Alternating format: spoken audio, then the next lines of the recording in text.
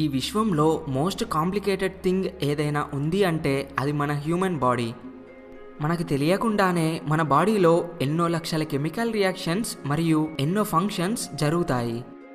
మీరు ఎప్పుడైనా ఆలోచించారా, అసలు మనం తిన్న ఆహారం ఎలా జీర్ణమవుతుంది, మనకి బ్లడ్ ఎలా క్రియేట్ అవుతుంది, మనకి ఎనర్జీ ఎలా వస్తుంది, మనకి మెయిన్ ఆర్గాన్స్ అయిన బ్రెయిన్, హార్ట్ లాంటివి ఎలా పనిచేస్తాయి, వైరస్ నుండి మన శరీరం ఎలా రక్షించుకుంటుంది? ఇలాంటి ఎన్నో ప్రశ్నలు మీకు వచ్చినట్టయితే ఈ వీడియో మీకోసమే. ఈ వీడియోలో హ్యూమన్ బాడీలో జరిగే మెయిన్ ఫంక్షన్స్ అన్నింటి గురించి చూద్దాం. హ్యూమన్ బాడీలో ఆక్సిజన్తో పాటు hydrogen, carbon, calcium, phosphorus, potassium, sodium and chloride లాంటి ఎన్నో ఎలిమెంట్స్ కూడా ఉంటాయి. యావరేజ్గా యుక్త వయసులో ఉన్న బాడీ 60% లిక్విడ్స్తో ఉంటుంది. అంటే సుమారు 35 నుండి 42 లీటర్స్ లిక్విడ్గా ఉంటుంది. ఈ liquids water, blood and other fluids రూపంలో ఉంటాయి. ముఖ్యంగా మన హ్యూమన్ బాడీ కణాలు, కణజాలాలు, వివిధ రకాల వ్యవస్థలు మరియు అంగాలతో చేయబడి ఉంటుంది. కణాలని సెల్స్ అని, కణజాలాలని టిష్యూస్ అని, అంగాలని ఆర్గాన్స్ అని, వ్యవస్థలని సిస్టమ్స్ అని అంటాం. వీటిలో ఒక్కో దాని గురించి క్లుప్తంగా చూద్దాం. సెల్స్. మన హ్యూమన్ బాడీలో కొన్ని ట్రిలియన్ సెల్స్ ఉంటాయి. ఒక అంచనా ప్రకారం హ్యూమన్ బాడీలో 30 నుండి 37 ట్రిలియన్ సెల్స్ ఉంటాయి. ఈ సెల్స్లో plasma, red blood cells, white blood cells and platelets ఉంటాయి. సెల్స్ అనేవి హ్యూమన్ బాడీలో ఎంతో ముఖ్యం అని చెప్పుకోవచ్చు. ఎందుకంటే ప్రతి సెల్ న్యూక్లియస్తో నిర్మితమై ఉంటుంది. ఆ న్యూక్లియస్లో మన జీవానికి కారకమైన DNA ఉంటుంది. ఆ DNAని సెల్స్లోకి షిఫ్ట్ చేయడానికి RNA సహాయపడుతుంది. అదేవిధంగా RNA అనేది ప్రోటీన్స్ని కూడా క్రియేట్ చేస్తుంది. ఆ ప్రోటీన్స్ సెల్స్ ఫామ్ అవ్వడానికి ఎంతో సహాయపడతాయి. ప్రతి సెల్స్ దానికి ఎంత అమౌంట్ ప్రోటీన్ కావాలో తానే రెగ్యులేట్ చేసుకుంటుంది. అయితే ప్రతి సెల్స్లో DNA ఉండదు. మన బాడీలోని చాలా పార్ట్స్ సెల్స్ ద్వారానే ఏర్పడతాయి. అయితే హ్యూమన్ బాడీలో సెల్స్తో పాటు నాన్ హ్యూమన్ సెల్స్ కూడా ఉంటాయి. ఇవి కూడా 30 ట్రిలియన్ వరకు హ్యూమన్ బాడీలో ఉంటాయి. వీటిని మనం బ్యాక్టీరియాగా చెప్పుకోవచ్చు. టిష్యూస్. మన బాడీలో చాలా రకాల టిష్యూస్ ఉంటాయి. వాటి ఒక్కో దానికి ఒక్కో స్పెషల్ ఫంక్షన్ ఉంటుంది. అలా మన బాడీలో ప్రధానమైనవి 4 రకాల టిష్యూస్. అవి epithelial tissue, connective tissue, nervous tissue and muscle tissue.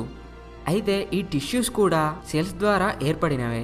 ఇంకా సింపుల్గా చెప్పాలంటే మన బాడీలో ఏదైనా పని జరగడానికి కొన్ని రకాల సెల్స్ ఫామ్ అయ్యి ఆ పనిని పూర్తి చేస్తే ఫామ్ అయిన ఆ గ్రూప్ సెల్స్ని టిష్యూ అంటాం. ఇప్పుడు ఆ 4 మెయిన్ టైప్స్ టిష్యూస్ గురించి చూద్దాం. ఎపిథేలియల్ టిష్యూ. ఇది మన బాడీలోని ఆర్గాన్స్ అండ్ సెల్స్ని ప్రొటెక్ట్ చేస్తుంది. మనకి చర్మం ఏర్పడటానికి, శరీరంలో ఎయిర్వేస్ అంటే గాలిగొట్టాలు ఏర్పడటానికి, డైజెస్టివ్ సిస్టమ్ ఏర్పడటానికి ఇదే కారణం. నర్వియస్ టిష్యూ. ఈ టిష్యూ 2 భాగాలుగా ఉంటాయి. మొదటిది సెంట్రల్ నర్వియస్ టిష్యూ. ఇది మెదడు మరియు వెన్నుముక ఏర్పడటానికి సహాయపడుతుంది. రెండవది పెరిఫెరల్ నర్వియస్ టిష్యూ. ఇది కూడా మెదడుకి సంబంధించిన cranial nerves and spinal nerves ఏర్పడటానికి సహాయపడుతుంది. Muscle tissue. మన బాడీకి ఫోర్స్ అండ్ మోషన్ని ప్రొడ్యూస్ చేయడానికి మనకి స్ట్రాంగ్ మజిల్ కావాలి.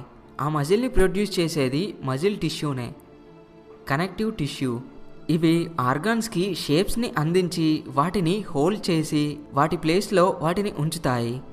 ఓన్లీ ఆర్గాన్స్నే కాదు, బ్లడ్ అండ్ బోన్స్ యొక్క సైజ్ అండ్ ప్లేస్ని కూడా ఈ కనెక్టివ్ టిష్యూ హోల్డ్ చేస్తుంది. ఆర్గాన్స్. ఇవి టిష్యూస్ ద్వారా ఏర్పడతాయి. అంటే మన బాడీలో ఒక పని జరగటానికి కొన్ని టిష్యూస్ ఒక గ్రూప్గా ఫామ్ అయ్యి ఆ పనిని నిర్వర్తిస్తే ఆ గ్రూప్ టిష్యూస్ని ఆర్గాన్ అంటాం. మన బాడీలో నార్మల్గా అన్ని organs parenchyma tissue, stroma tissue, sporadic tissue వల్ల ఏర్పడతాయి. అయితే కొన్ని ముఖ్యమైన ఆర్గాన్స్ వాటి యొక్క సపరేట్ టిష్యూ వల్లనే ఏర్పడతాయి. ఉదాహరణకి హార్ట్ని తీసుకుందాం. మియోకార్డియం అనే టిష్యూ హార్ట్ ఏర్పడడానికి ముఖ్య పాత్ర పోషిస్తుంది. ఇలా వివిధ రకాల టిష్యూస్ వివిధ ఆర్గాన్స్ ఏర్పడేలా చేస్తాయి. టిష్యూస్ ఏర్పడింది సెల్స్ వల్ల. కాబట్టి ఓ విధంగా ఆర్గాన్స్ ఏర్పడటానికి కూడా సెల్సే ముఖ్య కారకం అవుతుంది. ఆర్గన్సే కాదు, మన బాడీలో దాదాపు అన్ని అవయవాలు ఏర్పడటానికి సెల్సే కారణం. మన బాడీలో చాలా ఆర్గాన్స్ ఉన్నా కూడా వాటిలో 5 ఆర్గాన్స్ ఇంకా చాలా ముఖ్యమైనవి. వాటి గురించి మీకు కూడా తెలిసే ఉంటుంది. అవి brain, heart, kidneys, liver and lungs. వీటిలో ఒక్కో ఆర్గాన్ చేసే ఫంక్షన్స్ గురించి చూద్దాం. ముందుగా బ్రెయిన్. ఇది వెన్నుముకకి, నర్వస్ సిస్టమ్కి కనెక్ట్ అయి ఉన్న సెంట్రల్ ఆర్గాన్. మన బాడీలోని ఇంటర్నల్ ఫంక్షన్స్ అయినా, బాడీ బయట ఉండే ఎక్స్టర్నల్ ఇన్ఫర్మేషన్ అయినా ముందుగా బ్రెయిన్ దగ్గరకే వస్తుంది. మనం ఏం చెయ్యాలన్నా కూడా దానికి బ్రెయిన్ సహకారం ఉండాలి. మన బ్రెయిన్ 2 సెరెబ్రల్ హెమిస్పియర్గా విడిపోతుంది. ఆ 2 భాగాలు కూడా మరొక 4 భాగాలని కలిగి ఉంటాయి. వాటిని లోబ్స్ అంటారు. అవి frontal lobe, temporal lobe, parietal lobe and occipital lobe. ఈ ఫ్రంటల్ లోబ్ వల్ల ఆలోచించడం, నిర్ణయాలు తీసుకోవడం, ప్రణాళికలు వేయడం, పరీక్షించడం, ఎమోషన్స్ రావడం, బిహేవియర్ కంట్రోల్లో ఉండటం వంటివి జరుగుతాయి. టెంపరల్ లోబ్ ద్వారా అర్థం చేసుకోవడం, మెమొరీని సేవ్ చేసుకోవడం, లాంగ్వేజ్లో మాట్లాడడం వంటివి జరుగుతాయి. పారియటల్ లోబ్ ద్వారా